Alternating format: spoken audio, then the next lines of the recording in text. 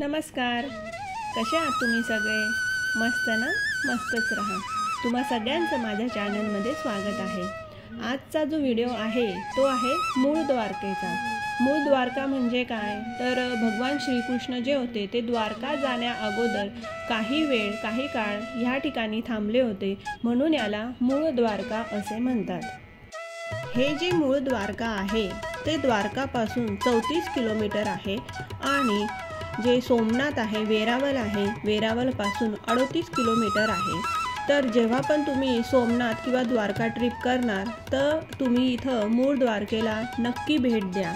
चला तर मग बघूया हे मूळ द्वारकेला कृष्णांची काय लीला होती. तर द्वारका ते सोमनाथ हा जो आमचा रस्ता होता, द्वारकेहून आम्ही सोमनाथला जात होतो, तर रस्त्यामध्ये आम्हाला भेटले हे मूळ द्वारका. मूळ द्वारका म्हणजे ओरिजिनल द्वारका, मेन द्वारका. तर बघूया आता आपण ह्या मूळ द्वारकेची कहाणी. जरासंध जो होता त्याच्या मुलांची मृत्यू ही कृष्ण भगवान कडून झालेली होती. तर हा जरासंध बदला घेण्यासाठी कृष्ण भगवानच्या मागे लागला होता, म्हणजे त्यांच्याशी युद्ध करण्यासाठी हा लागला होता. पण कृष्ण भगवानला माहिती होतं की याला मला नाही तर भीमला मारायचं आहे, म्हणून त्याच्याशी युद्ध न करता म्हणजे त्याच्याशी लपून म्हणजे त्याच्यापासून दूर जाण्यासाठी कृष्ण भगवान मथुरेहून द्वारकाला जेव्हा येत होते तेव्हा ह्या इथं मूळ द्वारकेला ते थांबले होते.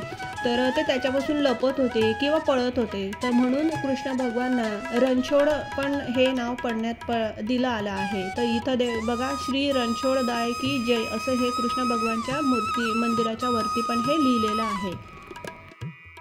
जोपर्यंत आपलं जे द्वारकाधीश टेम्पल आहे ते बनत नाही तोपर्यंत भगवान श्रीकृष्ण इथंच मूळ द्वारका हे विसावाडामध्ये येतं. तर ह्या मूळ द्वारकालाच ते थांबले होते.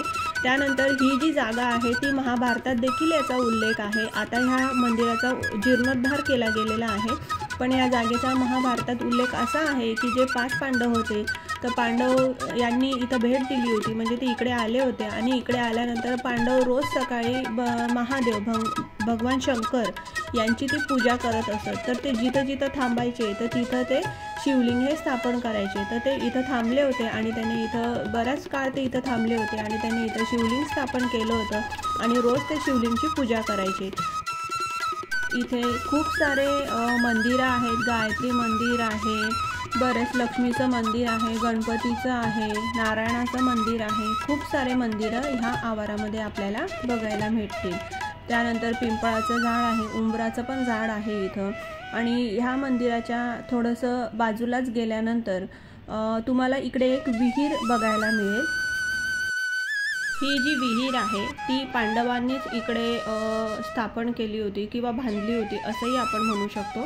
तर ह्या विहिरीतनं भगवान श्रीकृष्ण जल घ्यायचे आणि हे जल त्या भगवान शंकराच्या महादेवाच्या पिंडीवर अभिषेक त्याचा करायचे ह्या जलचा. तर ही ती विहीर आहे. इकडून पाणी घ्यायचे. आता ते खराब झालेलं आहे, म्हणजे पिण्यासारखं पण ते पाणी नव्हतं आता. पण इथून भगवान श्रीकृष्ण जल घ्यायचे आणि मग ते इथं बाजूलाच मंदिर आहे भगवान शंकराचं. तर त्या शंकराच्या पिंडीवर भगवान श्रीकृष्ण हे जल अभिषेक करायचे. तर या पद्धतीने भगवान श्रीकृष्ण इथं थांबले होते, त्यामुळे याला मूळ द्वारका असं म्हणण्यात येतं. हे विसावाडामध्ये आहे. खूप छान असं हे ठिकाण आहे. तुम्ही जर द्वारका किंवा सोमनाथला गेला असाल तर ह्या ठिकाणी तुम्ही नक्की भेट द्या. हे ते शिवपिंड आहे ही. तर शिवलिंग आहे, शिवाचं मंदिर, शंकर पार्वतीचं. इथं भगवान श्रीकृष्ण हे जलाभिषेक करायचे. तर ह्या पद्धतीने हे जे मूळ द्वारका आहे ते मी तुम्हाला सांगितलं, याची कहाणी पण मी तुम्हाला सांगितली. आणि हे सगळं झाल्यानंतर मग आम्ही मस्त नाश्ता केला. इथं मस्त गरमागरम फाफडा आम्ही खाल्ला आणि जिलेबी खाल्ली, उसाचा रस पिला, थोडे पॉपकॉर्न होते, पॉपकॉर्न पण आम्ही मुलांसाठी घेतले आणि आम्ही पण ते खाल्ले. तर आता याच्यानंतर आम्ही पुढची जी ट्रिप आहे आपली जाणार आहे सोमनाथला. सोमनाथचा व्हिडिओ मी पोस्ट केला आहे, जो बघितला नसेल तर माझ्या चॅनलवर जाऊन तुम्ही नक्की बघा, विजिट करा.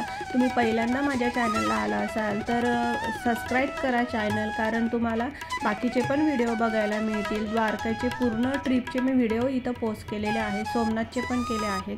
तर चला भेटूया आता अशाच एका नवीन व्हिडिओसोबत. तोपर्यंत तुम्हा सगळ्यांना राधे राधे.